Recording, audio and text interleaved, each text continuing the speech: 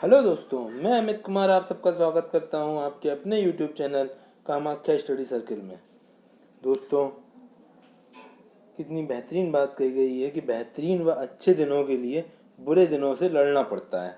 यानी कि अगर हमें अपना भविष्य अच्छा चाहिए तो हमें अपना वर्तमान खराब करना पड़ता है, क्योंकि अच्छे दिनों की तलाश करने के लिए ही बुरे वक्त का सामना करना पड़ेगा। और अगर हम बुरे वक्त से नहीं लड़े तो हमारा आने वाला भविष्य कभी अच्छा नहीं हो सकता। तो दोस्तों, इसी कथन के साथ हम आगे बढ़ते हैं और आज हम पॉलिटी का एक टॉपिक समाप्त कर लेंगे दोस्तों, जिसका हम जिसका नाम था भारत का संवैधानिक विकास, जिसके अंतर्गत हमने क्रमबद्ध तरीके से दोस्तों सबसे पहले 1773 का एक्ट देखा, उसके बाद हमने पिट्स इंडिया एक्ट देखा, फिर हमने 1813 का एक्ट देखा, फिर 1833 देखा, 1853 देखा, 1858 का ताज शासन से शुरू किया, फिर उसके बाद में फिर हमने 1909 एक्ट देखा मार्लियामेंटो, फिर उसके बाद हमने मॉन्टेग्यू चेम्सफोर्ड देखा, उसके बाद हमने 1935 का एक्ट देखा, जिस पर हमारा आज का संविधान टिका हुआ है। और आज हम अंतिम एक्ट, हमारा आज़ादी का एक्ट आज हम देखेंगे, जिसका नाम है भारतीय स्वतंत्रता अधिनियम 1947। ठीक है दोस्तों, इन्हीं बातों के साथ हम शुरू करते हैं आज का टॉपिक। 20 फरवरी 1947 को ब्रिटिश के प्रधानमंत्री क्लीमेंट एटली ने घोषणा की कि 30 जून को भारत में ब्रिटिश शासन समाप्त हो जाएगा, यानी कि भारत आज़ाद हो जाएगा। कितनी तारीख को? 30 जून 1947 को। लेकिन इस घोषणा को मुस्लिम लीग ने आंदोलन किया। इस घोषणा पर मुस्लिम लीग ने आंदोलन किया कि हमें भारत का विभाजन चाहिए, यानी कि भारत के विभाजन की बात कही। 3 जून 1947 को ब्रिटिश सरकार ने इस पर फिर स्पष्ट किया कि 1946 में संविधान सभा द्वारा बनाया गया संविधान उन क्षेत्रों में शामिल नहीं होगा जो इसे स्वीकार नहीं करेंगे। यानी कि उन्होंने फिर से एक वही नीति अपनाई, फूट डालने वाली, जिसमें उन्होंने कहा कि भारत ने जो संविधान बना रहा है, जब बना रहा है उस समय बन के तैयार नहीं हुआ था दोस्तों, जो संविधान बना रहा है 1946 में जिसकी शुरुआत हुई है, वो उन जगहों पर लागू नहीं होगा जहाँ पर जो इसको स्वीकार नहीं करेंगे। यानी कि वहाँ पर फिर से विवाद खड़ा कर दिया अंग्रेजों ने कि अब वो जो वहाँ के स्थानीय शासक थे वो उसको स्वीकार नहीं करेंगे, और जब स्वीकार नहीं करेंगे तो इनका लागू हो नहीं पाएगा, तो वो फिर से आपस में लड़ते झगड़ते रहेंगे। ठीक है दोस्तों, और उन्हें हो सकता है कि आगे टिकने का भी मौका मिल जाए, और शायद यही कारण था कि वे 3 महीने और टिक गए। तो दोस्तों, तत्काल प्रभाव से 3 जून 1947 को जो वायसराय बने वहाँ थे माउंटबेटन ने विभाजन की इस योजना को पेश किया, जिसे माउंटबेटन योजना कहा गया। ठीक है, माउंटबेटन योजना आई 3 जून 1947 को, जिसमें उन्होंने विभाजन की, भारत के विभाजन की पूरी संरचना और विवेचना की थी। इस अधिनियम में कई महत्वपूर्ण प्रावधान भी थे। जो 1947 का एक्ट था जिसमें भारत को आज़ादी मिल रही थी, उसमें कई महत्वपूर्ण प्रावधान भी किए गए थे। जैसे 15 अगस्त 1947 को भारत ने ब्रिटिश राज को समाप्त कर स्वतंत्र और संप्रभु राष्ट्र घोषित कर दिया। यानी कि उन्होंने कहा कि 15 अगस्त 1947 को भारत आज़ाद घोषित कर दिया जाएगा, या कर दिया गया। इनमें भी भारत के 2 विभाजन किए गए, जिनको 2 डोमिनियन में बांटा गया। पहला डोमिनियन था संप्रभु राष्ट्र भारत, और दूसरा था पाकिस्तान। इसमें वाइसराय पद को समाप्त कर दिया गया। ठीक है दोस्तों, और इनके स्थान पर दोनों डोमिनियन राज्यों में गवर्नर जनरल के पद को सृजन किया गया। यानी कि जो गवर्नर जनरल पहले चल रहा था वही गवर्नर जनरल का पद दोबारा आया, और इसमें कहा गया कि दोनों ही राज्यों में, यानी कि जो हमने देखा संप्रभु राष्ट्र भारत और पाकिस्तान में, दोनों ही जगह अलग अलग या एक ही जैसा भी ब्रिटिश सत्ता तय करेगी, वहाँ पर 2 गवर्नर जनरल रहेंगे। और इनकी नियुक्ति नए राष्ट्र कैबिनेट की सिफारिश पर ब्रिटेन ताज को करनी थी। यानी कि पूर्ण संप्रभुत्ता देने को तैयार नहीं थी इंग्लैंड या अंग्रेज, पूर्ण संप्रभुत्ता देने को तैयार नहीं थे। इस पर ब्रिटेन के कई सरकार को कोई नियंत्रण नहीं था। ठीक है, यानी कि वहाँ की संसद का नियंत्रण नहीं था, सीधा सीधा ताज शासन का नियंत्रण हो रहा था। तो दोस्तों, इस अधिनियम ने भारत सचिव के पद को भी समाप्त कर दिया। हमने पिछली वीडियो में देखा था कि उनकी परिषद खत्म हुई थी, ठीक है ना, उनको वहाँ के संसद की कमेटी दे दी गई थी विचार विमर्श करने के लिए। इस अधिनियम में उन्होंने भारत सचिव के पद को भी समाप्त कर दिया। इसमें दोनों डोमिनियन को उतनी ही शक्ति प्रदान की और नए संविधान के निर्माण और क्रियान्वित होने तक अपने अपने संबंधित क्षेत्रों के लिए विधानसभा बना सकती थी। यानी कि जब तक दोनों डोमिनियन का, dominion in the sense Bharat और पाकिस्तान में जब तक कि नया संविधान का निर्माण और उसका क्रियान्वयन यानी कि जब तक लागू नहीं हो रहा है, तब तक उन क्षेत्रों में विधानसभा बना सकती थी। यानी कि उनका क्षेत्र जो था वो विधानसभा द्वारा क्रियान्वित किया जा सकता था। 15 अगस्त 1947 को ब्रिटिश संप्रभुता को समाप्त करने की घोषणा कर दी गई। हमारा आज़ादी का दिन दोस्तों, 15 अगस्त 1947, जिस तारीख को आज भी हम स्वतंत्रता दिवस के रूप में मनाते हैं, वही दिन। तो दोस्तों, संप्रभुता की समाप्ति के साथ ही आदिवासी क्षेत्रों को समझौता संबंधों में ब्रिटिश हस्तक्षेप समाप्त कर दिया गया। यानी कि जो आदिवासी क्षेत्र के समझौते भी थे वो भी ब्रिटिश के हस्तक्षेप से समाप्त कर दिए गए। यानी कि भारत पूर्ण संप्रभुता की ओर बढ़ चला था। भारतीय रियासतों को स्वतंत्रता दे दी गई, चाहे वो भारत में जाएं या पाकिस्तान में, या फिर वो स्वतंत्र रहें। वही बात फिर से आ गई दोस्तों फूट डालने वाली, जिसमें उन्होंने कहा कि जो भारतीय रियासतें थीं वो उनको स्टार्टिंग में तो जब अंग्रेज कब्जा कर रहे थे तब उन्होंने अपने अपने तरीके से सब पे कब्जा कर लिया। अलग अलग नीति अपनाई गई, चाहे वो सहायक संधि हो या हड़प नीति हो या किसी भी तरीके की, उन्होंने अपने अपने तरीके से जैसा भी जिस राज्य को उन्होंने लूट पाया, जिस पर अपने तरीके से साम्राज्य बना पाया, उन्होंने उस तरीके से साम्राज्य बनाया। दोस्तों, हम इतिहास में एक एक कर सभी को देखेंगे।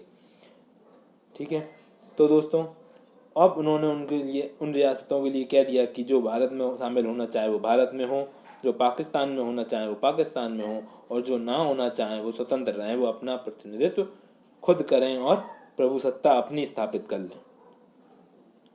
लेकिन दोस्तों उसमें कुछ लोगों ने विवाद भी आया था वहाँ पर, जिसका हमने देखा कि लौह पुरुष हमारे सरदार वल्लभ भाई पटेल ने उनको बखूबी तरीके से समाप्त किया उनके, और अपने भारत को अखंड भारत बनाया।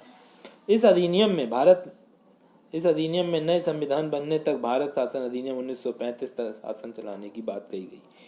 दोस्तों, ये क्वेश्चन पूछा जाता है कि भारत आज़ाद हुआ 15 अगस्त 1947 को, हमारा संविधान बनकर तैयार हुआ 26 नवंबर 1949 को, और हमारा संविधान लागू हुआ 26 जनवरी 1950 को। जब 15 अगस्त 1947 से 26 जनवरी 1950 तक हमारा भारत किस आधार पर चला, तो दोस्तों उसका जवाब होता है कि भारत शासन अधिनियम 1935 के आधार पर चला। ठीक है दोस्तों, इसने भारत के राज्य द्वारा सिविल सेवा में नियुक्तियों करने और पदों में आरक्षण के लिए प्रणालियां समाप्त कर दी गई। ठीक है, इसमें राज्य सचिव के द्वारा सिविल सेवा में जो नियुक्तियां दी जाती थी उनका आरक्षण समाप्त कर दिया गया। 15 अगस्त 1947 के बाद उनकी सुविधाओं में कोई परिवर्तन नहीं हुआ जो तिथि से पहले सिविल सेवा में नियुक्त थे। यानी कि जब भारत आज़ाद हुआ तो उस समय जो सिविल सेवा में भर्ती थे उनकी सुविधाओं में कोई परिवर्तन नहीं किया गया। जैसा कि उनका अंग्रेज शासन में जो सुविधाएं मिल रही थी वही सुविधाएं उन्हें क्रियान्वित रूप से मिलती रहीं। ठीक है, लेकिन उन्होंने आगे के लिए जो राज्य सचिव था उसके द्वारा किए जाने वाला आरक्षण समाप्त कर दिया। दोस्तों, अब हम बात कर लेते हैं थोड़ी सी, जो उस समय 1946 में अंतरिम सरकार थी उसमें कौन किस पद पर था। दोस्तों, हमारे लिए वनडे एग्ज़ाम के लिए तो नहीं, लेकिन फिर भी सिविल जो अगर आप स्टेट पीसीएस या यूपीएससी देखते हैं तो उसके लिए बहुत ही ज़्यादा इम्पोर्टेंट फैक्ट है इस पर। ठीक है दोस्तों, चलिए शुरू करते हैं। अंतरिम सरकार 1946। तो पंडित जवाहरलाल नेहरू, कौन कौन से विभाग थे इनके पास? राष्ट्रमंडल संबंध यानी कि आईआर कहेंगे हम प्रेजेंट टाइम में, और राष्ट्रमंडल यानी कि जो राष्ट्रमंडल देश थे, सॉरी दोस्तों, जो राष्ट्रमंडल देश थे जो कॉमनवेल्थ खेलते हैं, उनके साथ भारत के संबंध और विदेशी मामले यानी कि IR, इसमें आएगा IR। ठीक है। सरदार वल्लभ भाई पटेल, इनके पास था गृह मंत्रालय, सूचना एवं प्रसारण। डॉक्टर राजेंद्र प्रसाद, खाद्य एवं कृषि। जॉन मथाई, उद्योग और नागरिक आपूर्ति। जगजीवन राम, इनके पास था श्रम विभाग या श्रम मंत्रालय। सरदार बलदेव सिंह, रक्षा मंत्रालय। CH भाभा, कार्य खान एवं ऊर्जा। लियाकत अली खां, वित्त मंत्रालय। C राजगोपालाचारी, बहुत इंपॉर्टेंट पर्सन, और ये क्वेश्चन अगर बनता है तो बहुत ही अच्छा बनता है कि स्वतंत्र भारत के पहले भारतीय और अंतिम गवर्नर जनरल, तो दोस्तों वो थे C राजगोपालाचारी। तो उनके पास विभाग था आपका शिक्षा एवं कला। II चुंदरीगर, इनके पास वाणिज्य था। गनफन अली खां, इनके पास स्वास्थ्य था। अब्दुल रब निस्तार, डाक एवं वायु। जोगेंद्र नाथ मंडल, इनके पास विधि मंत्रालय था यानी कि कानून विभाग।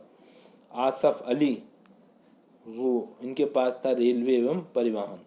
ठीक है दोस्तों, ये थी हमारे जब संविधान बन रहा था उस समय किनके पास क्या विभाग दिया गया और हमारा किस प्रकार से कौन कौन से विभाग कौन कौन देख रहा था। अब दोस्तों बारी आती है कि जब भारत देश आज़ाद हो गया, हमारा स्वतंत्र भारत का प्रथम मंत्रिमंडल 1947, यानी कि जब भारत देश आज़ाद हो गया तो किन को कौन सा विभाग दिया गया, क्या परिवर्तन हुए पिछली 1946 की अंतरिम सरकार के विभागों में और इस बार में क्या अंतर हुए, वो अब हम देख लेते हैं। तो दोस्तों जवाहरलाल नेहरू जो कि हमारे देश के प्रथम प्रधानमंत्री बने, उनके पास एक प्रधानमंत्री का पद था, राष्ट्रमंडल और विदेशी संबंध थे और वैज्ञानिक शोध। सरदार वल्लभ भाई पटेल, गृह मंत्रालय, सूचना प्रसारण और राज्यों के मामले। ठीक है। राजेंद्र प्रसाद, डॉक्टर राजेंद्र प्रसाद, खाद्य एवं कृषि मामले। डॉक्टर साहब भीमराव अंबेडकर, विधि मंत्रालय। जगजीवन राम, श्रम मंत्रालय। सरदार बलदेव सिंह, रक्षा मंत्रालय। CH भाभा, वाणिज्य मंत्रालय। RKS शेट्टी, वित्त मंत्रालय। मौलाना अब्दुल कलाम आज़ाद, शिक्षा मंत्रालय। जॉन मथाई, रेलवे और परिवहन। सरदार बलदेव सिंह, स्वास्थ्य मंत्रालय। रफ़ी अहमद किदवई, संचार मंत्रालय। VN गाडगिल, खान ऊर्जा। और डॉक्टर श्यामा प्रसाद मुखर्जी, इनके पास था उद्योग एवं आपूर्ति। तो दोस्तों आपने देखा कि कुछ नाम चेंज हुए हैं, किसी के कुछ के मंत्रालय बदले हैं। तो दोस्तों अगर आप इनको थोड़ा सा नोटिस करके थोड़ा ध्यान से अगर आप इनको पढ़ेंगे तो आप ज़रूर आइडेंटिफाई कर पाएंगे कि कौन किस में था, क्या था। तो दोस्तों ये था हमारा भारत शासन अधिनियम 1947। आपको हमारा वीडियो कैसा लगा आप हमें कमेंट बॉक्स में बताइएगा, और अगर आपको कोई भी डाउट हो तो आप हमें कमेंट बॉक्स में ज़रूर बताइएगा, हम उसको सॉल्व ज़रूर करेंगे। और अगर आप किसी भी टॉपिक पर वीडियो चाहते हैं तो आप हमें कमेंट बॉक्स में बताएं, जिसमें हम आपको अपनी सीरीज़ छोटी मगर बड़े काम की बातों में हम उसको ज़रूर लेकर आएंगे। दोस्तों उसका जो टॉपिक चल रहा है वो भी समाप्त होने वाला है बहुत ही जल्दी। 1-2 सम्मेलन और बचे हुए हैं जो परीक्षा के दृष्टिकोण से इम्पोर्टेंट हैं। तो दोस्तों आज हमने एक पॉलिटी का एक चैप्टर समाप्त कर लिया, जो भारत का संवैधानिक विकास था, भारत में संविधान का किस किस तरीके से कैसे कैसे विकास हुआ, कौन कौन से एक्ट कैसे कैसे आए। तो दोस्तों इसकी प्लेलिस्ट हमारे चैनल पर बनी हुई है, आप जाकर उसको देख सकते हैं। ठीक है, उसमें सारे परीक्षा उपयोगी सारी चीज़ें उसमें शामिल की गई हैं। ठीक है दोस्तों, धन्यवाद। अगर आप हमारे चैनल पर नए हैं तो हमारे चैनल को सब्सक्राइब करें, लाइक करें और दोस्तों के साथ ज़्यादा से ज़्यादा शेयर करें। धन्यवाद दोस्तों।